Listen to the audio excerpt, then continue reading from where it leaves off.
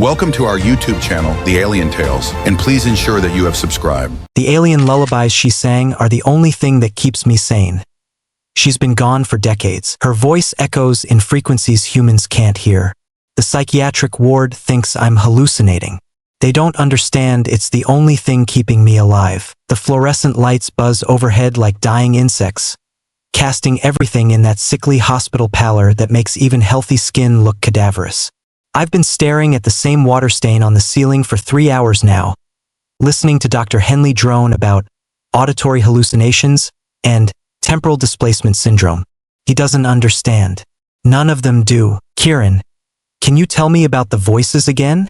His pen hovers over his clipboard, ready to document another delusion. I close my eyes and there she is, Solaria, her name like starlight on my tongue.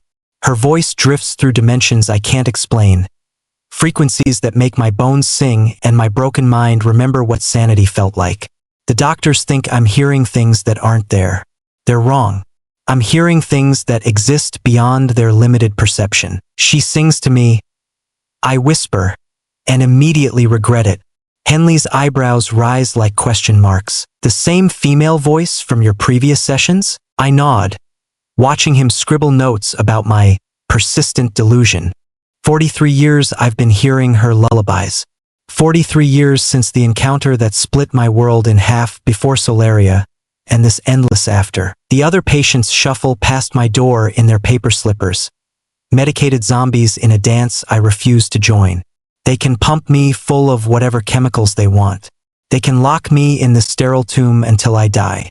But they can't silence her voice, and as long as I can hear her cosmic melodies threading through the static of my damaged mind, I'll hold onto the truth they're trying to erase. Solaria sang to me once beneath alien stars, and somewhere across the void, she's singing still. 43 years ago, the Aurora Research Station in Alaska was supposed to be my career-making assignment.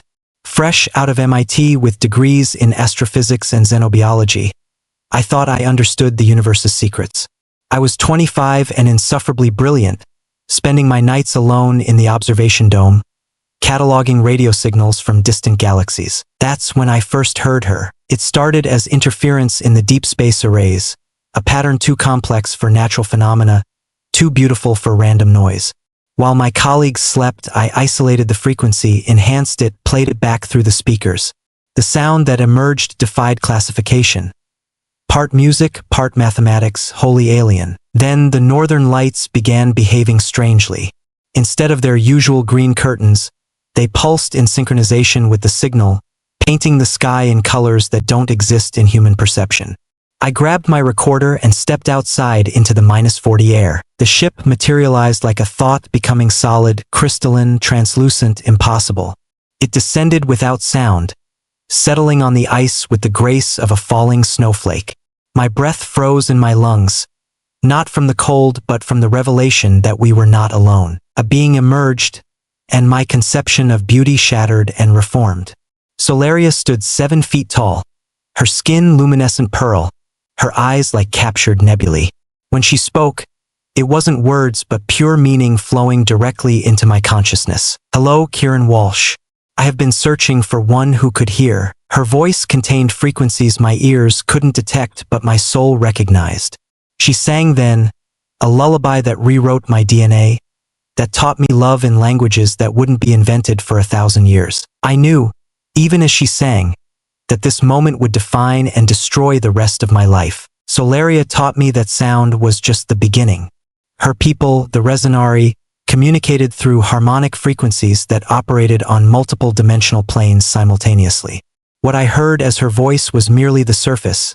Beneath lay layers of meaning that human consciousness could barely grasp. Your species perceives such a narrow slice of reality, she explained during one of our midnight conversations. We met for 17 nights, always after my colleagues had retired, always in the shadow of her impossible ship. You see light, hear sound, but miss the symphony that connects all things. She showed me how her songs could manipulate matter at the quantum level.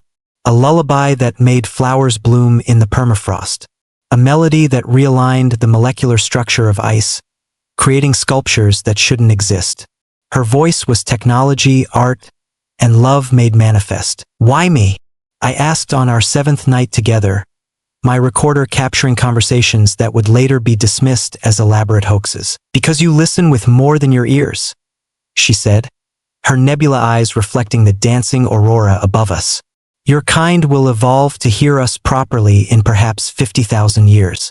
But you, Kieran, you are a bridge between what is and what could be. I fell in love with her impossibility, with the way she sang the names of distant stars like prayers, with how her lullabies could soothe the cosmic loneliness I'd carried my entire life without knowing it existed. She told me her people were explorers of consciousness, mapping the emotional landscapes of sentient species across the galaxy. Earth was just one stop on an infinite journey. How long can you stay? I whispered. Long enough to teach you how to remember, she replied, and began a lullaby that encoded itself into my neural pathways like a tattoo on my soul. On our 15th night, Solaria's songs carried a different resonance. Sadness that tasted like copper pennies and autumn leaves. I knew before she spoke that our time was ending. My ship's consciousness grows restless, she explained, her fingers tracing patterns in the air that left brief aurora trails. We have other worlds to visit, other minds to touch. The thought of her leaving carved a hollow space in my chest that felt like it might collapse into a black hole. Take me with you. Your biology cannot survive the journey between spaces, and your people need witnesses, Kieran. Bridges. She sang to me then, the most complex lullaby yet, a fractal melody that seemed to contain the entire history of her species, their hopes, their endless wandering among the stars. As her voice wove through frequencies my instruments couldn't measure, she explained what she was doing. I'm encoding these songs into your neural architecture, she said. They will preserve your sanity when others doubt your truth. When the isolation becomes unbearable, when your own species turns against you, you will hear me singing and remember that love transcends the boundaries of space and time. The modification was painful, like having my brain rewired while conscious. I felt new pathways forming, neural networks restructuring themselves to accommodate sounds that existed outside normal human perception. The gift comes with a cost, she warned. You will hear me always, but only you. To others, you will seem mad. I don't care. You will. But you will also understand that madness and enlightenment often wear the same face. When she finished, I could perceive 17 different layers in her voice simultaneously. The universe had become a symphony, and she had given me ears to hear it. I'll come back, she promised. It was a lie we both needed to believe. The Aurora Research Station felt like a tomb after Solaria left. My colleagues returned from their weekend in Anchorage to find me staring at empty sky, trying to explain recordings that now showed only static.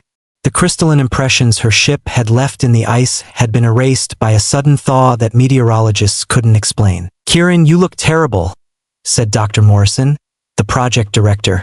When's the last time you slept? Sleep had become impossible. Every time I closed my eyes, I heard her lullabies threading through my consciousness.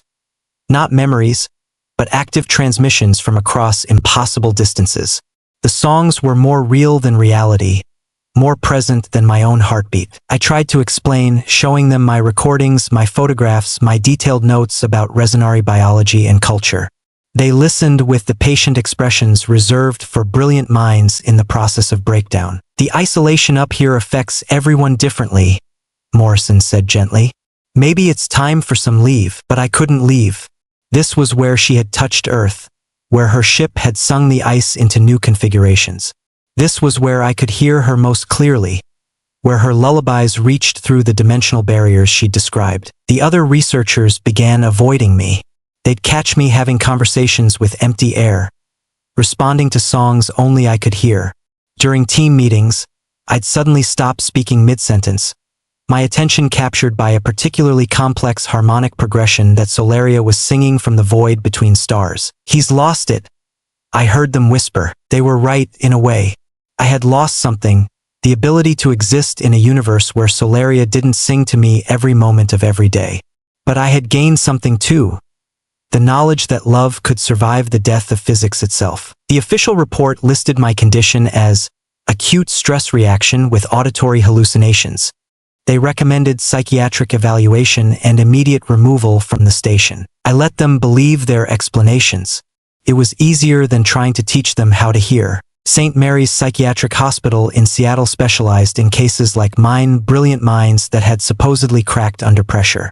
Dr. Patricia Vance, my first psychiatrist, had kind eyes and a voice that reminded me painfully of my mother's. "Tell me about the voices, Kieran," she said during our initial session. I made the mistake of honesty. I described Solaria's songs in detail, the 17-layer harmonics, the way her lullabies could restructure reality at the quantum level, the frequencies that existed beyond human perception but somehow lived in my modified neural networks. Dr. Vance prescribed antipsychotics. The medications created a fog in my mind, dampening all sensation until the world felt wrapped in cotton. But Solaria's songs cut through the chemical haze like laser light through smoke.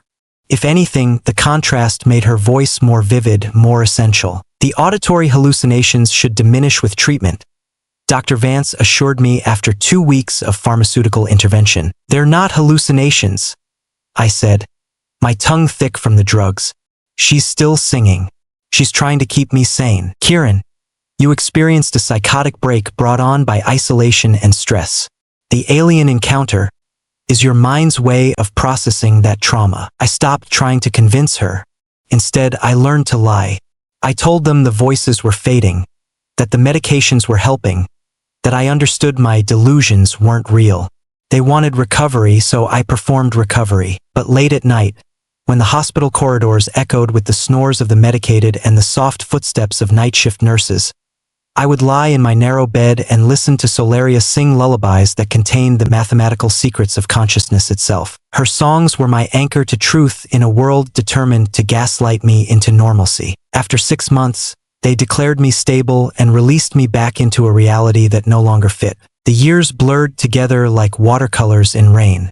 I moved from city to city, job to job, hospital to hospital. Boston, Portland, Denver, Phoenix. Each new place another attempt to find somewhere I could exist with Solaria's constant songs without being labeled insane. I worked when the medications allowed it, night shifts at observatories, freelance astronomy writing, occasionally teaching physics at community colleges until my episodes became too frequent to ignore. Always, her lullabies played beneath the surface of my life like a soundtrack to an epic film only I could see. In Chicago, I met a woman named Elena who almost understood. She was a musician, trained to hear subtleties others missed. When I played her my original recordings from Alaska, the ones that showed only static to everyone else, she tilted her head and frowned. "There's something there," she said. "Not music exactly, but pattern." For 3 months, I thought I'd found someone who could help me decode what Solaria had encoded in my brain. Elena even composed pieces inspired by the frequencies she could almost perceive. But when I told her the full truth, when I explained about the alien lullabies that kept me tethered to sanity, she looked at me with the same mixture of pity and fear I'd seen in dozens of faces. "Kieran, you need help. Real help." The pattern repeated itself. Brief connections, growing trust, inevitable revelation, disappointed retreat. Friends, lovers, colleagues, they all eventually saw the same thing the doctors saw. A brilliant man broken by isolation, clinging to an elaborate delusion rather than accepting reality. But Solaria's songs never faltered. Through changing medications, different therapists, new diagnoses, bipolar disorder, schizoaffective disorder, temporal lobe epilepsy, her lullabies remained constant. They evolved, becoming more complex as my modified neural pathways strengthened with use, but they never stopped. She was still out there, still singing, still keeping her promise to preserve my sanity in a world that insisted I had none. Evergreen Psychiatric Facility became my last stop, not by choice but by circumstance. After 43 years of being passed from institution to institution, I'd accumulated enough psychiatric history to fill a library. Dr. Henley inherited my case along with a file that weighed 17 pounds. "You've been remarkably consistent in your delusions," he observed during our 3rd session. "Most patients with chronic auditory hallucinations show variation over time. Your alien songs have remained stable for over 4 decades." He said it like it proved my insanity. I heard it as confirmation of Solaria's constancy. Evergreen was different from the other places. More prison than hospital, with patients who had given up pretending they might someday be released. I found a strange peace there among the genuinely broken, the ones who had stopped fighting their realities and learned to inhabit them completely. My roommate, a man named Douglas who insisted he was receiving radio transmissions from dead blues musicians, became an unexpected confidant. He didn't try to convince me my songs weren't real. He just wanted to know if they were any good. "She's got range," he said after listening to me describe one of Solaria's more complex compositions. Harmonically sophisticated. The dead guys could learn something from her. For the first time in decades, I laughed. Dr. Henley called it shared psychosis and had Douglas moved to a different ward. But the damage was done. I'd remembered what it felt like to have someone accept my truth without judgment, even if that someone was as delusional as I was. That night, Solaria's lullabies carried a new note of urgency, as if she sensed something I couldn't yet perceive. Change was coming, written in frequencies that made my modified neurons sing with anticipation. It happened on a Tuesday morning during group therapy. Margaret, a new patient with wild gray hair and the intense eyes of someone who'd seen too much, was describing her visions of geometric patterns that existed between dimensions. Dr. Henley listened with his usual professional skepticism, taking notes for what would undoubtedly become another case study in elaborate delusion. But as Margaret spoke, describing crystalline structures that sang mathematical equations, I felt Solaria's songs intensify.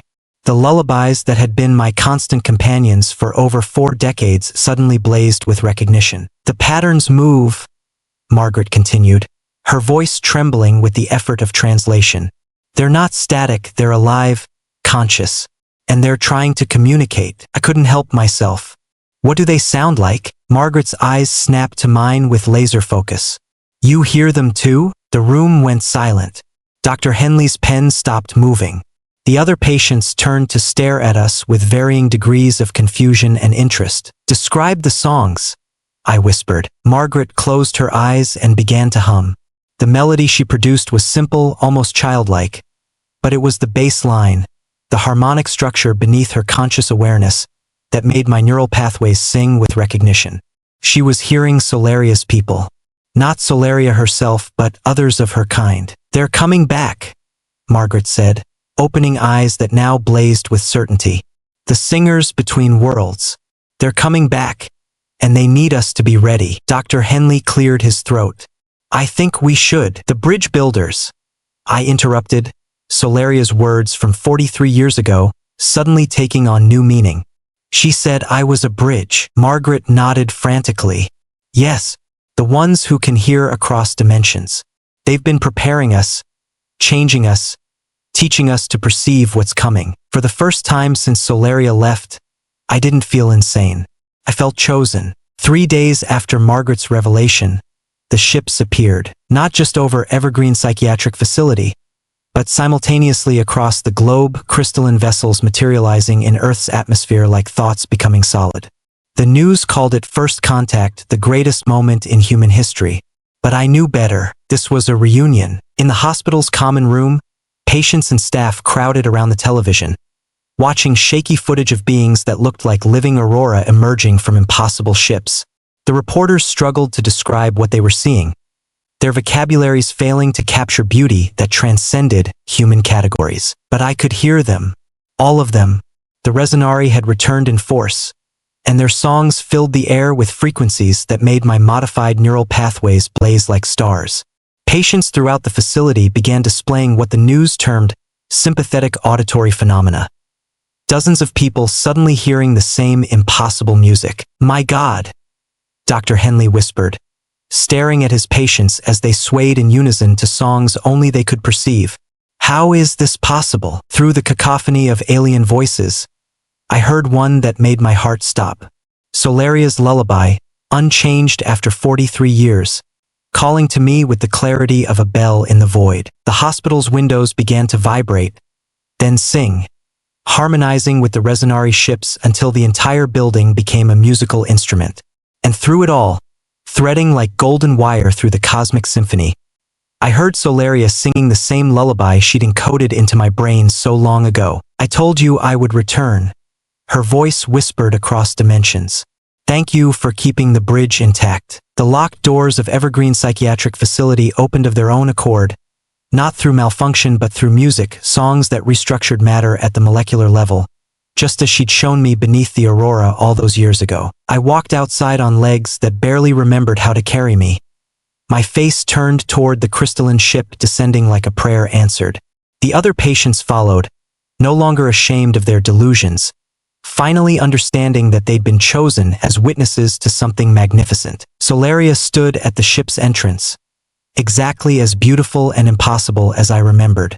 Her nebula eyes found mine across the hospital grounds, and she sang a lullaby of reunion that rewrote the definition of sanity itself. I wasn't crazy. I'd been waiting, and the wait was finally over.